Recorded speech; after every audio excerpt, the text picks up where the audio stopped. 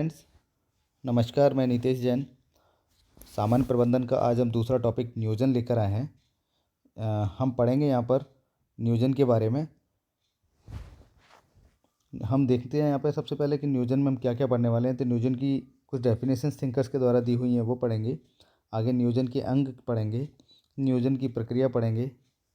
नियोजन की प्रक्रियाओं के बाद हम इसमें कुछ थिंकर्स के द्वारा नियोजन को कितने कितने भागों में बांटा गया है ये देखेंगे। सीधा फैक्चुअल क्वेश्चन बन जाता है यहाँ से। नियोजन के प्रकार पढ़ेंगे। नियोजन के प्रकार के बाद हम नियोजन के उद्देश्य पढ़ेंगे। नियोजन के उद्देश्य के बाद हम नियोजन की विशेषताएं समझेंगे। विशेषताओं के बाद नियोजन के महत्व देखते हैं, और महत्व के बाद नियोजन के कुछ सिद्धांत के बाद हम देखेंगे नियोजन के लाभ और नियोजन की हानियाँ, यानी कि नियोजन की सीमाएं। नियोजन एक महत्वपूर्ण टॉपिक है, क्योंकि प्रबंधन जो होता है, सामान्य प्रबंधन का पहला चैप्टर जो होगा, या सामान्य प्रबंधन को चलाने के लिए, प्रबंधन को लागू करने के लिए जो सबसे पहला कार्य किया जाता है वो होता है नियोजन, वो होती है प्लानिंग। तो सबसे पहले हमारे लिए प्लानिंग ही आवश्यक होती है। अगर प्लानिंग अच्छी होगी तो प्रबंधन हमारा अपने आप सफल हो जाता है। आइए हम देखते हैं नियोजन के बारे में। तो नियोजन प्रबंध का वह कार्य है जिसमें लक्ष्यों का निर्धारण करना तथा उन्हें प्राप्त करने हेतु की जाने वाली विभिन्न क्रियाओं को शामिल किया जाता है। यानी कि जो भी हमने लक्ष्य हासिल करने के लिए जो भी प्रक्रिया की है, ये जो भी क्रियाएं की हैं, वो इसमें शामिल किया जाता है। इसके अंतर्गत यह निश्चित किया जाता है कि क्या करना है, कब करना है और कैसे किया जाना है, किसके साथ किया जाना है। ये सारी चीज़ें प्लानिंग में आता है। इन सभी प्रश्नों के बारे में निर्णय लेना ही नियोजन कहलाता है, जिसे हम अंग्रेजी में प्लानिंग कहते हैं। थिंकर्स के द्वारा देखते हैं तो एलन के अनुसार नियोजन भविष्य को पकड़ने के लिए बनाया गया एक पिंजरा है। ये क्वेश्चन के रूप में भी आया हुआ है कहीं। तो यहाँ पर देखते हैं नियोजन भविष्य में पकड़ने के लिए बनाया गया एक पिंजरा है। नेक्स्ट हम देखते हैं बिली ई गॉज के अनुसार नियोजन मूल रूप से चुनाव करना है, और नियोजन की समस्या उस समय पैदा होती है जब किसी वैकल्पिक कार्य की जानकारी प्राप्त हुई हो। जैसे कोई अगर हमारे पास चॉइस आ जाती है कि इस काम को ऐसे भी किया जा सकता है, तब हम प्लानिंग करते हैं कि कौन सा ज़्यादा सफल होगा, कौन किससे हमें जल्दी समाधान प्राप्त होगा। नेक्स्ट हम देखते हैं जॉर्ज आर टेरी के अनुसार नियोजन भविष्य में देखने की एक विधि या तकनीक है। ये अपने आप में क्वेश्चन भी बन जाते हैं। तो जैसे क्वेश्चन बन जाता है नियोजन क्या है, तो यहाँ पर आंसर आ जाएगा भविष्य में देखने की विधि है या तकनीक है, और आवश्यकताओं का एक रचनात्मक पुनर्परीक्षण है, जिससे कि वर्तमान क्रियाओं को निर्धारित लक्ष्यों के संबंध में समायोजित किया जा सके। नेक्स्ट हम देखते हैं एम ई हर्ले के अनुसार क्या करना चाहिए इसको पहले से ही निर्धारण करना नियोजन कहलाता है। वैज्ञानिक लक्ष्यों, नीतियों, विधियों तथा कार्यक्रमों में से सर्वश्रेष्ठ का चयन करना ही व्यावसायिक नियोजन कहलाता है।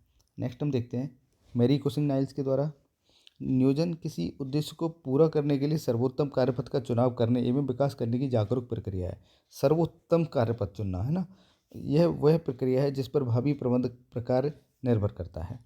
नेक्स्ट हम देखते हैं कूंज और डोनेल के अनुसार व्यावसायिक नियोजन एक बौद्धिक प्रक्रिया है। किसी क्रिया के कारण का सचेत निर्धारण है। निर्णयों को लक्ष्यों, तथ्यों तथा पूर्व विचारित अनुमानों पर आधारित है।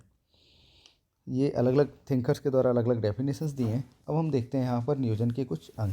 तो नियोजन के 8 महत्वपूर्ण अंग हैं, या हमें याद रखने हैं। कितने अंग हैं इसके? 8। सबसे पहला उद्देश्य, नंबर 2 नीतियाँ, नंबर 3 कार्यविधियाँ, नंबर 4 नियम, नंबर 5 उसकी विधियाँ, नंबर 6 उसके रचनाएँ, नंबर 7 बजट, और नंबर 8 कार्यक्रम। ये इसके 8 महत्वपूर्ण अंग हैं। कई बार यहाँ से भी क्वेश्चन बन जाता है कि निम्न में से कौन सा नियोजन के अंगों में शामिल नहीं है, तो इसके अलावा कोई ऑप्शन देके वो आंसर करा सकते हैं। नेक्स्ट हम देखते हैं नियोजन की प्रक्रियाएं। तो नियोजन छोटा हो या बड़ा, अल्पकालीन हो या दीर्घकालीन, उसे विधिवत संचालित करने हेतु कुछ आवश्यक कदम उठाने पड़ते हैं।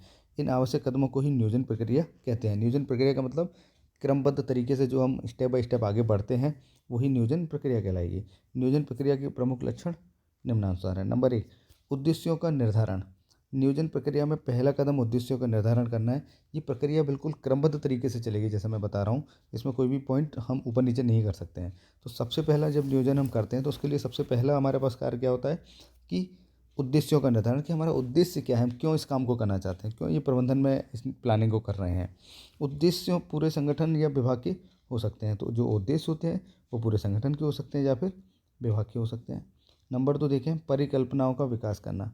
नियोजन भविष्य से संबंधित होता है तथा भविष्य अनिश्चित होता है, क्योंकि नियोजन कभी भी वर्तमान के लिए नहीं किया जाता। नियोजन हमेशा करा जाएगा किसके लिए? भविष्य के लिए, ताकि भविष्य में हम इस लक्ष्य को प्राप्त कर सकें। और भविष्य अनिश्चित होता है क्योंकि क्लियर नहीं है कि भविष्य में क्या होने वाला है, हमें खुद का नहीं पता कि हमारा कल क्या होना है। इसलिए प्रबंधकों को कुछ पूर्व कल्पनाएँ करनी होती हैं, वह परिकल्पनाएँ कहलाती हैं। इसलिए प्लानिंग करते समय क्या करा जाता है कि हम ऐसा सोचते हैं कि ऐसा ऐसा होगा तो हम ऐसा कर लेंगे, या इस तरह से स्टेप बाय स्टेप हम आगे बढ़ेंगे तो हमें इतना लाभ मिल जाएगा। नियोजन में पूर्व कल्पनाओं में बाधाओं, समस्याओं आदि पर ध्यान दिया जाता है। जैसे कि यहाँ पे बताया जा रहा है पूर्व कल्पनाओं एवं बाधाओं, जैसे कि अगर पूर्व में जब हमारे कंपनी चल रही है, व्यापार चल रहा है, जो भी हम काम कर रहे हैं उसमें हमें जो भी समस्याएं आई हैं, जो भी बाधाएं आई हैं, तो किस तरह से हमने उन समस्याओं से लड़ा, आगे बढ़े, वो हमें ध्यान देना होता है। नेक्स्ट हम देखते हैं कार्रवाई की वैकल्पिक विधियों की पहचान। नियोजन में हमेशा ये सोच देखा जाता है कि जो कार्रवाई हम कर रहे हैं उसके लिए हमारे पास सॉल्यूशन क्या क्या है, वैकल्पिक विधि क्या क्या है। उद्देश्य निर्धारण होने के बाद उन्हें प्राप्त करने के लिए विभिन्न विकल्पों की पहचान की जाती है। जो सबसे अच्छा सुलभ रास्ता होता है उसको हम चुन के आगे बढ़ जाते हैं। नेक्स्ट हम देखते हैं विकल्पों का मूल्यांकन। प्रत्येक विकल्प के गुण व दोष की जानकारी प्राप्त करना, विकल्पों का मूल्यांकन उनके परिणामों पर ध्यान में रखकर किया जाता है। विकल्प हम कैसे चुनेंगे, उसके गुण व दोष, उससे लाभ या हानि अलग अलग निकालेंगे और जिसमें ज़्यादा प्रॉफिट होगा वो हम यहाँ पे लागू कर देंगे। नेक्स्ट हम देखते हैं विकल्पों का चुनाव। तो तुलना व मूल्यांकन के बाद संगठन के उद्देश्यों तक पहुँचने के लिए बेहतरीन विकल्प चुना जाता है ना। उद्देश्य तक या लक्ष्य तक पहुँचने के लिए कौन सा विकल्प चुना जाएगा? जो सबसे अच्छा हो। गुणों, अवगुणों, संसाधनों व परिणामों के आधार पर विकल्प सर्वाधिक लाभकारी तथा कम से कम ऋणात्मक परिणाम देने वाला होना चाहिए। कम से कम ऋणात्मक परिणाम, है ना, जिसमें ज़्यादा से ज़्यादा क्या हो, प्रॉफिट हो, लाभ हो, हानि का चांसेस हमारी कम हो। नेक्स्ट हम देखते हैं योजना को लागू करना। एक बार योजनाएं विकसित कर ली जाएं तो उन्हें क्रिया में लाया जाता है। योजना के सफल क्रियान्वयन के लिए सभी सदस्यों को पूर्ण सहयोग आवश्यक होता है। नेक्स्ट हम देखते हैं अनुवर्तन। यह देखना योजनाएं लागू की गई है या नहीं, योजनाओं के अनुसार कार्य चल रहा है या नहीं, इनके ठीक न होने पर योजना में तुरंत परिवर्तन किए जाते हैं। यहाँ पे अनुवर्तन एक चीज़ आती है, जब भी कोई प्लानिंग करते हैं, प्रबंधन करते हैं, तो अब बोला जाता है प्रबंधन हमेशा लचीलापन रखा जाता है, ताकि कभी भविष्य में परिस्थिति बस कोई चेंजेस की आवश्यकता हुई तो हम चेंज कर सकें। तो यहाँ पर यही देखते हैं कि जो हमने योजना लागू की है एज इट इज़ वही योजना लागू हुई है कि नहीं, काम चल रहा है कि नहीं चल रहा है, अगर कोई समस्या है तो किस तरह से उसको बदला जाए ताकि कार्य को ना रोकना पड़े। नेक्स्ट हम देखते हैं, ये हमारी इसकी प्रक्रियाएं हो जाती हैं कंप्लीट। नेक्स्ट हम प्रक्रियाओं के बाद देखते हैं योजनाओं के जो नियोजन है उसके अलग अलग भागों में किसने विभक्त किया हुआ है। जैसे जॉन जी ग्लोवर के अनुसार अगर हम देखें तो नियोजन को 3 भागों में विभक्त किया गया है। सीधा क्वेश्चन आता है यहाँ से, जॉन जी ग्लोवर के अनुसार नियोजन को कितने भागों में विभक्त किया गया है? तो 3 भाग हैं। सबसे पहला प्रशासकीय नियोजन, संचालनात्मक नियोजन और तीसरा परियोजना नियोजन। प्रशासकीय नियोजन यानी कि गवर्नमेंट बॉडी में जो प्लानिंग होती है वो, संचालनात्मक संचालन के लिए, और परियोजना यानी कि कोई योजना कम समय के लिए जैसे आती है तो उसमें जो प्लानिंग की जाती है वो आ जाता है, तो परियोजना नियोजन। नेक्स्ट हम देखते हैं बेसिल एफ डब्ल्यू डेनिंग के अनुसार नियोजन 3 भागों में विभक्त किया गया है, संचालनात्मक नियोजन, परियोजना नियोजन और तीसरा है इनका मोर्चाबंदी नियोजन अथवा व्यू रचना नियोजन। यहाँ पे मोर्चाबंदी या व्यू रचना से तात्पर्य है जो भी हमारा जैसे मार्केट में प्रतिद्वंदी कोई है ना, और हम उसको कैसे घेर के उसका मार्केट डाउन करें और अपने मार्केट को अप करें, तो ये हमारा व्यू रचना होता है। हम उसकी प्लानिंग करना शुरू कर देते हैं कि इसके मार्केट को कैसे नीचे दिखाया जाए और अपने मार्केट को कैसे ऊपर ले जाया जाए। नेक्स्ट हम देखते हैं जॉर्ज आर टेरी के अनुसार नियोजन के 4 भागों में विभक्त किया गया है: भौतिक नियोजन, क्रियात्मक नियोजन, विस्तृत नियोजन और सामान्य मिश्रित नियोजन। प्रकृति के आधार पर नियोजन 5 प्रकार के होते हैं। नंबर 1 प्रशासकीय नियोजन, क्रियात्मक नियोजन, परिचालन नियोजन, परियोजना नियोजन और व्यू रचना नियोजन। ये हमें यहाँ पे याद रखने पड़ेंगे, फैक्चुअल के रूप में डाटा आ जाता है यहाँ से। नेक्स्ट टॉपिक नियोजन के मूलतः कितने प्रकार होते हैं वो हम आगे पढ़ेंगे, क्योंकि इनको भी डिटेल करना पड़ेगा। मुझे लगता है आपको ये वीडियो समझ आ रहा होगा, तो please like share and subscribe जरूर करें।